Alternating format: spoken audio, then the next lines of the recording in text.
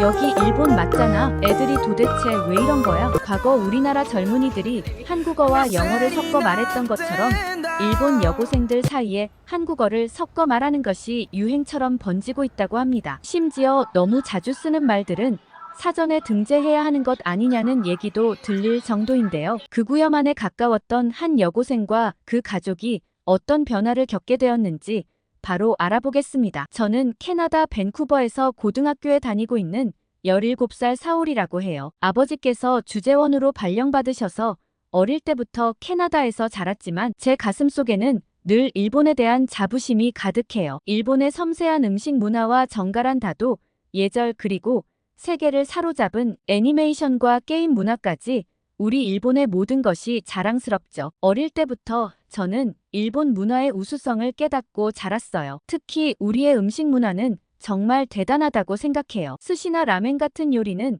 이미 전 세계적으로 유명하잖아요. 저희 집은 캐나다에 살면서도 일본의 전통을 잊지 않으려고 노력했어요. 아버지께서는 매번 우리는 일본의 외교관이나 다름없다고 하시면서 바른 행동을 강조하셨어요. 물론 처음 캐나다에 왔을 때는 아시아 학생이라는 이유로 인종차별을 받아 힘들었던 적도 있었죠. 한 번은 학교 급식실에서 제가 가져온 도시락을 보고 친구들이 냄새 난다며 놀리기도 했어요. 도시락에서 냄새가 난다며 코를 막는 친구들을 보며 너무 서러웠어요. 그날 집에 와서 엄마한테 다시는 락교를 넣지 말라고 울면서 얘기했던 적도 있죠. 하지만 저는 오히려 제가 아시아인이라는 걸 강조하면서 캐나다 학교에서 일본 문화를 알리기 시작했어요. 친구들에게 스시 만드는 법을 가르쳐 주기도 했죠. 그때 어떤 친구가 김밥도 일본 음식이냐고 물었고 저는 일본 스시를 따라 만든 음식이라고 얘기했어요. 어차피 외국인들은 김밥을 보고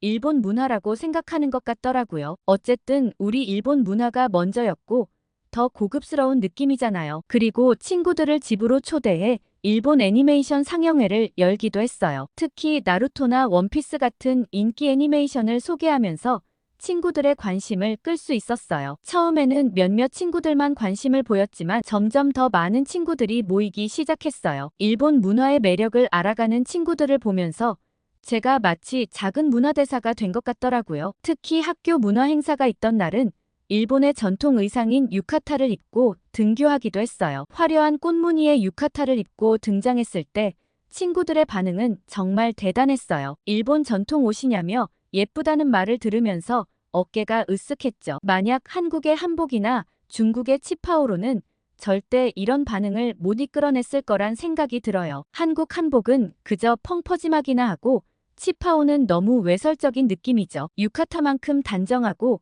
고급스러운 옷은 없는 것 같아요. 아무튼 덕분에 지금은 제 주변에 일본 애니메이션이나 게임에 관심 많은 친구들이 많아졌어요. 일본 문화의 매력에 푹 빠진 친구들을 보면 뿌듯하죠. 특히 포켓몬이나 슈퍼마리오 같은 게임을 함께 즐기면서 더 가까워진 친구들도 많아요. 그런데 어느 순간부터 친구들이 일본 문화가 아니라 한국 문화에 대해 물어보기 시작했어요. 처음에는 그냥 우연이라고 생각했는데 점점 더 많은 친구들이 한국 드라마나 K-팝에 관심을 보이는 거예요. 한날은 학교 복도를 걷고 있는데 친구들이 모여서 뭔가를 열심히 보고 있었습니다. 궁금해서 다가가 봤더니 한국 아이돌 그룹의 뮤직비디오를 보고 있더라고요. 친구들은 저에게 이 그룹 이름이 뭔지 아냐고 물어봤어요. 당연히 저는 몰랐죠. 그러자 친구들은 BTS라고 지금 전 세계적으로 가장 인기 있는 그룹이라고 설명하더라고요. 저는 그 순간 너무 짜증이 났습니다. 일본에는 아라시나 퍼퓸 같은 멋진 아이돌들이 많은데 왜 하필 한국 가수들에게 관심을 갖는 건지 이해할 수 없었어요. 친구들은 BTS는 아시아 사람이 아닌 것 같다고 했죠. 아시아인들은 키도 작고 비율도 안 좋은데 한국 아이돌들은 서양인보다 신체 조건이 더 뛰어나다며 극찬을 하는 거예요. 저는 한국에서 다 포토샵으로 느린 걸 거고 영상에선 원래 길게 보이는 거라며 우리 일본 아이돌들도 충분히 비율이 좋다고 얘기했지만 친구들은 귀담아 듣지 않더라고요. 저는 정말 화가 났어요. 일본이 문화적으로 훨씬 앞서 있고 한국은 일본 문화를 보고 뒤따라온 건데 친구들이 원조에는 관심을 가지지 않고 모조품인 한국 작품에 관심을 가지니 정말 이해가 안 가더라고요. 그래서 저는 친구들에게 한국 문화는 다 일본 것을 베낀 거라고 원조는 일본이라고 열심히 설명했어요. 그리고 당연히 저는 한국 문화에 대해서는 알아보려고 하지도 않았고 관심도 없었어요. 그런데 제가 듣고 싶지 않아도 한국 문화에 대한 인기는 점점 커져갔습니다. 뉴스에서도 한국 영화나 드라마의 성공 소식을 전하고 인터넷 어디를 봐도 한국 문화에 대한 이야기가 가득했어요. 제가 정말 황당했던 건 학교에서도 한국어 수업을 개설한다는 공지가 나왔을 때였어요. 제가 학교에 적극 주장해 일본어 방과 후 수업을 만들어주면 좋겠다고 말씀드렸고 선생님도 분명 긍정적으로 생각해 보신다고 하셨는데 일본어도 아니고 왜 하필 한국어일까요? 제 속도 모르고 친구들은 너도 나도 한국어 수업을 듣겠다고 했어요. 이런 상황이 계속되자 저는 점점 더 혼란스러워졌어요. 아무리 설명해도 친구들은 한국 문화에 빠져들어가는 것 같았고 저는 점점 더 고립되는 기분이 들었습니다. 결국 저는 아빠에게 이 상황에 대해 물어보기로 했어요. 아빠의 반응은 예상외로 담담했습니다. 아빠는 전혀 걱정할 필요 없다고 하셨어요. 한국 문화는 잠깐의 유행일 뿐이며 사람들이 그냥 신기해서 관심을 보이는 것뿐이라고 말씀하셨죠. 그러면서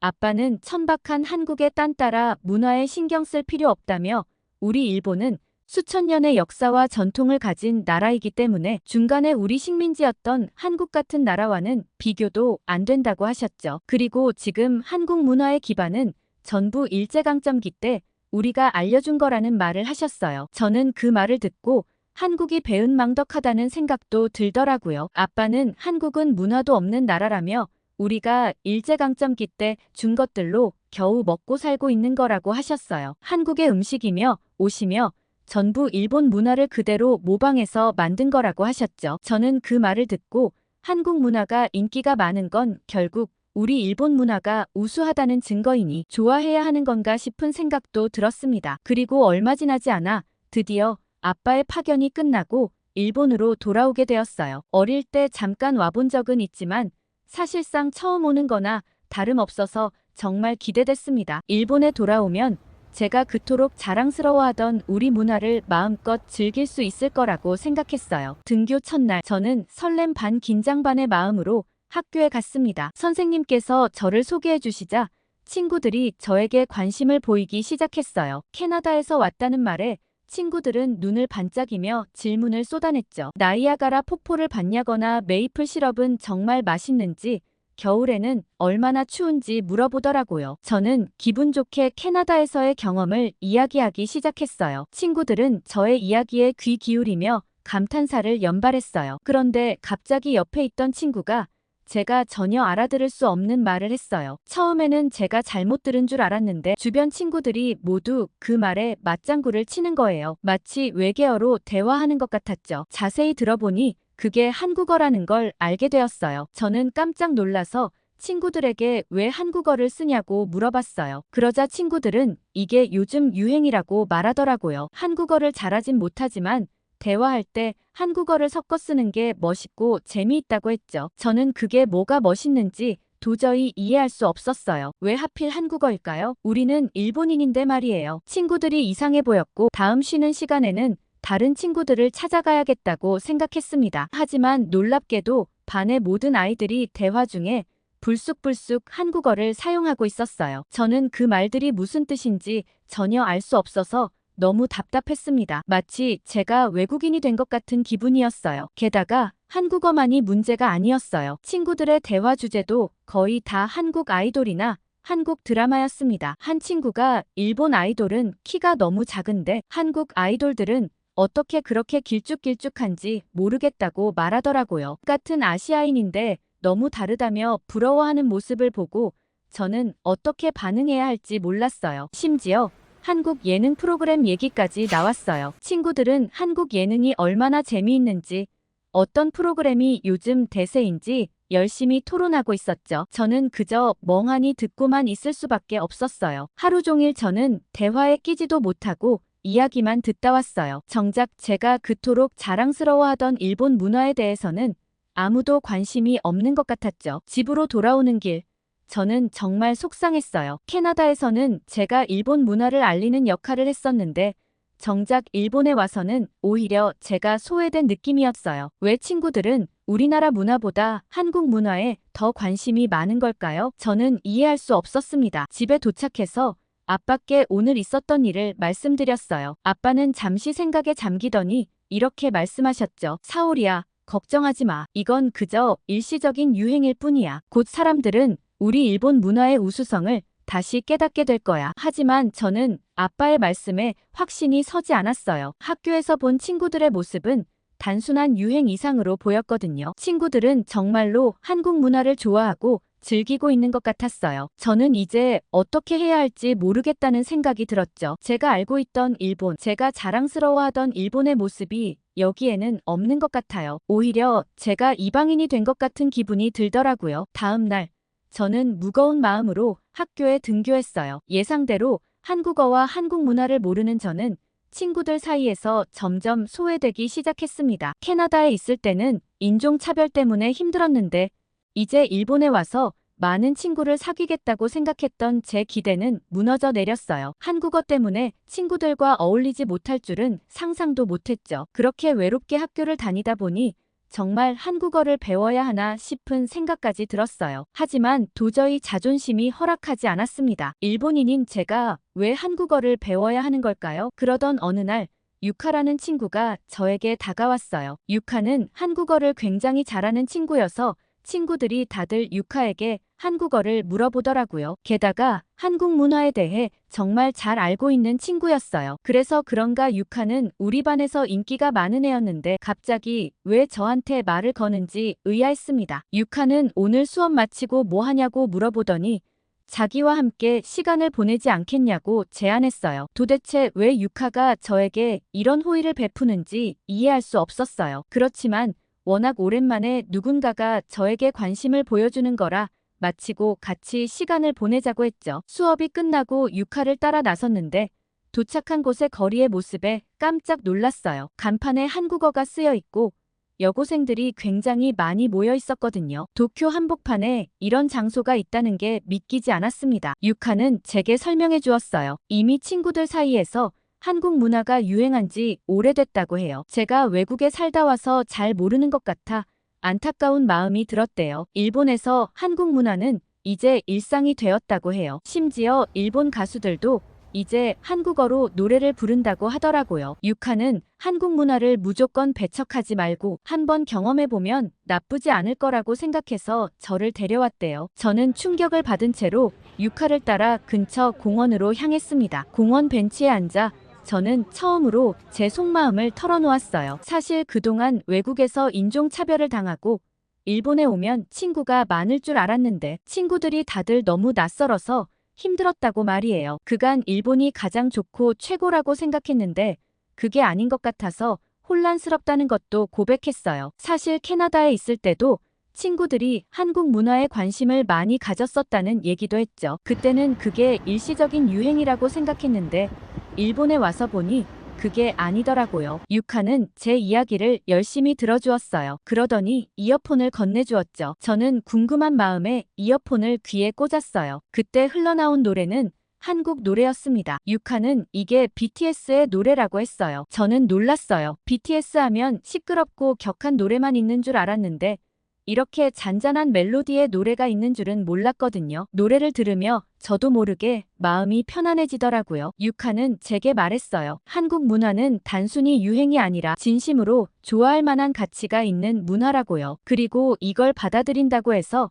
일본인으로서의 정체성을 잃는 게 아니라고 말이에요. 저는 유카의 말을 듣고 깊은 생각에 잠겼어요. 그리고 집으로 돌아가는 길에 저는 BTS를 검색해보기 시작했어요. 그러다 보니 알고리즘이 다른 한국 가수들도 추천해 주더라고요. 처음에는 그저 호기심에 클릭했을 뿐인데 어느새 저는 한국 아이돌 영상에 집중하고 있었어요. 게다가 놀라운 건 일본의 아이돌 지망생들도 한국에서 연습생 생활을 하고 있다는 점이었어요. 일본의 엔터 산업보다 한국의 미래가 더 밝기 때문에 모두 한국으로 떠난다는 점이었죠. 그리고 집에 다다랐을 무렵 저는 휴대폰을 주머니에 넣었어요. 혹시나 아빠에게 들킬까봐 걱정됐거든요. 아빠가 이 일을 아시면 엄청 화를 내실 게 분명했어요. 슬그머니 집에 들어갔는데 거실에 계신 아빠의 표정이 많이 좋아진 것 같았어요. 처음에는 한국인 상사 밑에서 절대 일을 못한다며 괴로워하셨는데 이제는 많이 적응하신 것 같았죠. 저는 아빠가 한국인 밑에서 일하는 걸 못 참고 혹시 다른 부서로 옮기신 건가 싶기도 했어요. 그날 침대에서 밤새 한국 아이돌에 관한 영상을 봤고 다음날 학교에 갔더니 친구들이 한국 아이돌에 대해 이야기하는 걸 어느 정도 알아들을 수 있었어요. 용기를 내어 한두 마디 거들어보니 친구들도 저에게 관심을 보이기 시작했습니다. 그러면서 친구들을 통해 재미있는 영상도 많이 알게 되고 한국 문화에 점점 빠져들기 시작했어요. 특히 저를 놀라게 한 건 한국 남자들의 모습이었어요. 드라마나 예능 프로그램을 보면 한국 남자들은 사랑해나 좋아해라는 말을 자주 하더라고요. 일본 남자들은 책임지기 싫어서 그런 말도 잘 안 하는데 말이에요. 이런 점이 너무 달라 보였죠. 그런 한국 남자들의 책임감 있는 모습에 일본 여자들이 반하는 것 같았어요. 제 주변 친구들 중에는 나중에 한국에 가서 일하는 게 꿈인 애들도 되게 많더라고요. 모두들 한국 문화는 물론이고 한국 남자들에 대해 호감을 갖고 있는 친구들이 많았어요. 이렇게 친구들과 한국 문화라는 공통 관심사가 생기니까 학교 다니는 것도 즐거워졌어요. 예전에는 쉬는 시간마다 혼자 있었는데 이제는 친구들과 함께 한국 아이돌 영상을 보거나 한국어를 배우며 시간을 보냈죠. 어느 날은 친구들과 함께 한국 드라마를 보기로 했어요. 유카가 추천해준 사랑의 불시착이라는 드라마였죠. 처음에는 그냥 호기심에 보기 시작했는데 어느새 저도 모르게 빠져들고 말았어요. 드라마 속 남자 주인공의 모습은 제가 알던 일본 남자들과는 많이 달랐어요. 자신의 감정을 솔직하게 표현하고 여자 주인공을 위해 희생도 마다하지 않는 모습이 멋져 보였죠. 친구들과 함께 드라마를 보면서 우리나라 남자들도 저랬으면 좋겠다라는 말을 자주 했어요. 그리고 사랑의 불시착에 나오는 북한의 모습에 대해 궁금증이 생겼죠. 북한은 그냥 통일해서 한국의 덕을 보면 더 좋을 것 같다는 생각이 들었는데 왜 저렇게 스스로 고립을 자처할까 의문스럽기도 했죠. 저는 그 드라마를 보면서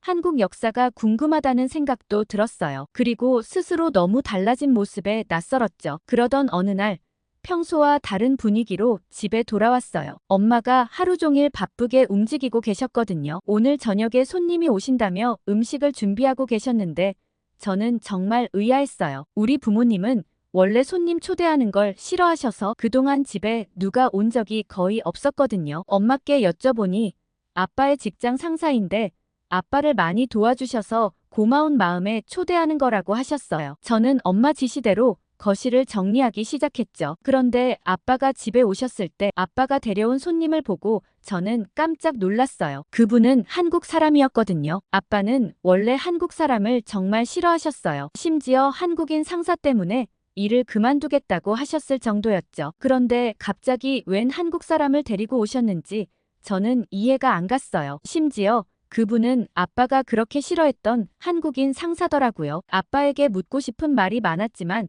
어른들 앞이라 뭐라 얘기하지도 못하고 그저 대화를 듣고만 있었습니다. 엄마는 이미 무슨 일인지 잘 아시는 듯 그 한국 상사였던 현준 아저씨에게 굉장히 친절하게 대하셨어요. 현준 아저씨는 선물이라며 뭔가를 건네셨고 엄마는 한국 화장품을 받아들고 정말 좋아하셨어요. 엄마는 한국 연예인들 피부가 좋아서 부러웠는데 이제 똑같이 관리할 수 있겠다며 정말 기뻐하셨어요. 그리고 저한테는 한국 과자를 선물로 주셨어요. 나중에 먹어봤는데 정말 맛있더라고요. 학교에 가져갔더니 친구들도 모두 관심을 가지고 좋아했죠. 일본의 너무 달고 짜기만 한 과자와는 달리 적당히 달콤해서 계속 손이 가더라고요. 그리고 저는 어른들의 대화를 조용히 들으며 식사를 했고 아빠가 왜 이 식사 자리를 마련했는지 알 수 있었어요. 아빠가 캐나다에서 돌아온 지 얼마 되지 않아 큰일이 하나 생겼었어요. 아빠는 캐나다에서 늘 쓰던 캐나다 달러와 일본 엔을 헷갈려서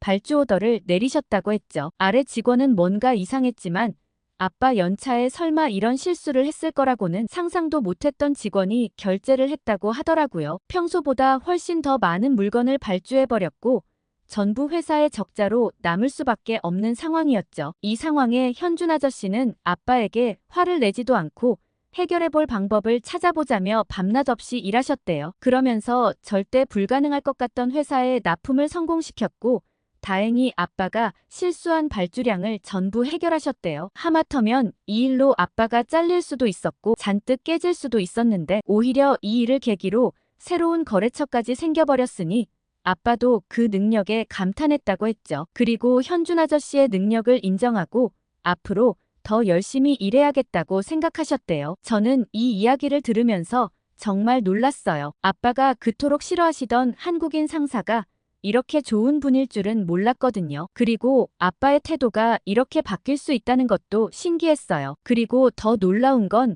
현준 아저씨가 일본에서 적응하게 됐던 이야기였어요. 현준 아저씨는 일본으로 넘어와 처음에 회사의 단기 아르바이트부터 시작해 회사의 임원직까지 오른 전설적인 사람이더라고요. 사실 일본 사람들은 쉽게 마음을 내주지 않기 때문에 처음엔 정말 힘들었을 거란 생각이 들었어요. 처음 회사에서 일할 때 동료들은 현준 아저씨를 멀리했대요. 점심시간에도 혼자 밥을 먹어야 했고 회의 때도 현준 아저씨의 의견은 무시당하기 일쑤였죠. 언어 장벽도 있었지만 그보다 더 큰 문제는 문화적 차이였대요. 하지만 현준 아저씨는 포기하지 않았어요. 매일 밤 일본어를 공부하고 일본 문화에 대해 열심히 배웠대요. 동료들의 생일을 챙기고 작은 선물도 준비하면서 조금씩 마음의 문을 열어갔죠. 그렇게 한 계단 한 계단씩 올라 지금의 자리에 올라온 거라고 하셨어요. 저는 낯선 나라에서 그렇게 힘든 시간을 겪으면서도 포기하지 않고 끝까지 노력한 모습이 대단해 보이더라고요. 현준 아저씨가 가고 난 후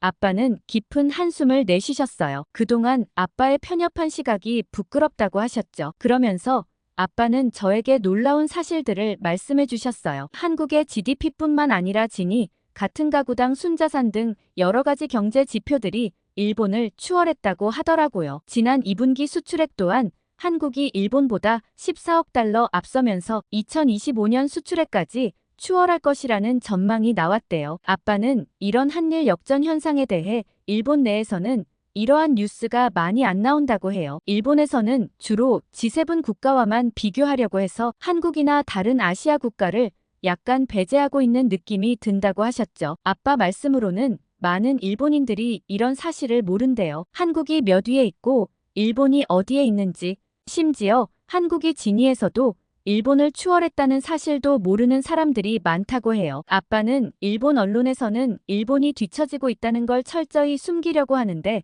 일본은 현재 도태되고 있고 한국에 대해 열린 마음으로 받아들여야 발전할 수 있다는 걸 깨달았다고 하셨죠. 그때 엄마가 슬그머니 할 얘기가 있다고 하셨어요. 엄마에게 들은 이야기는 정말 충격적이었습니다. 엄마는 이미 캐나다에 있었던 시절부터 한국 문화를 굉장히 좋아하셨대요. 거기서부터 줄곧 한국 음악과 드라마를 보고 계셨지만 아빠와 저 때문에 차마 말을 하지 못하셨다고 해요. 처음 한국 문화에 관심을 가지게 된 건 화장품 때문이었다고 하셨습니다. 일본의 화장품 브랜드는 굉장히 비싸서 쉽게 접하기 어려운데 한국 화장품은 저렴한데도 품질이 좋아서 추천을 받으며 써보다가 한국 광고 모델을 하는 연예인들의 관심을 가지게 됐다고 하셨죠. 더 놀라운 건 일본에 도착해서 엄마가 한국 문화를 사랑하는 아줌마들 모임에 들어가셨다는 거예요. 그리고 얼마 후 한국에서 열리는 트로트 스타의 콘서트에 갈 예정이라고 하셨죠. 당연히 거짓말하고 갔다 올 생각이었지만 아빠의 생각이 바뀌어서 솔직하게 얘기하고 갈 수 있어서 정말 다행이라고 하셨어요. 아빠와 저는 상상도 못했다며 어떻게 그렇게 숨겼냐고 물었죠. 아빠는 저보고 엄마와 함께 다녀오라고 하셨어요. 한국의 좋은 문화를 배우고 올 필요가 있지 않겠냐고 하셨죠. 엄마는 좋다며 같이 가는 아줌마들도 딸들을 데리고 오는데 그 애들이랑 같이 놀면 될 거라고 하셨어요. 저는 정말 놀랐어요. 엄마가 그동안 한국 문화를 좋아하셨다니. 그것도 그렇게 오래전부터요. 그리고 아빠의 태도가 이렇게 바뀌다니 정말 믿기지 않았어요. 그날 밤 저는 잠들기 전에 많은 생각을 했어요. 우리 가족이 이렇게 변할 수 있다니 정말 신기했죠. 아빠의 편견이 깨지고 엄마의 숨겨진 취미가 드러나고 제가 한국 여행을 가게 되다니 마치 드라마 같았어요. 한국 여행을 준비하면서 간단한 한국어도 배우기 시작했어요. 친구들에겐 다녀와서 자랑하려고 아무 말도 하지 않았죠. 한국 선물을 내밀며 한국 여행을 자랑하면 친구들의 부러움을 한 몸에 받을 것 같았거든요. 그런데 하네다 공항에 도착했을 때 저는 제 눈을 믿기 어려웠어요. 제게 BTS 노래를 처음 알려준 친구 유키가 거기 있었거든요. 더 놀라운 건 유키의 엄마와 제 엄마가 서로 아는 사이였다는 거예요. 엄마들끼리 이런 사이였다고는 정말 생각도 못했습니다. 한국에 도착하자마자 엄마들은 바로 콘서트장으로 향했어요. 유키를 비롯한 친구들은 당장 꼭 가고 싶은 곳이 있다며 저를 이끌었죠. 거긴 한국의 포토부스였어요. 저는 일본에도 있는데 굳이 한국까지 와서 가야 해? 라고 물어봤고 친구들은 뭘 모른다는 눈빛으로 저를 쳐다봤죠. 유키는 일본 포토부스는 죄다 포토샵이 너무 심해 괴기하게 나오는데 한국은 자연스럽고 예쁘게 나온다고 하면서 꼭 가보고 싶다고 했어요. 그 말을 들으니 뭐가 다를지 궁금하긴 하더라고요. 저희는 설레는 마음으로 포토부스를 찾아갔어요. 가는 길에 유키가 한국의 포토부스 문화에 대해 설명해줬죠. 한국 여고생들은 친구들끼리 만날 때마다 포토부스에 들러 사진을 찍는 게 일상이라고 하더라고요. 드디어 포토부스에 도착했는데 정말 긴 줄이 있었어요. 하지만 기다리는 동안에도 재미있었죠. 다른 사람들이 찍은 사진을 구경하면서 어떤 포즈를 취할지 의논했거든요. 유키는 한국 아이돌들의 포즈를 따라 해보자고 제안했고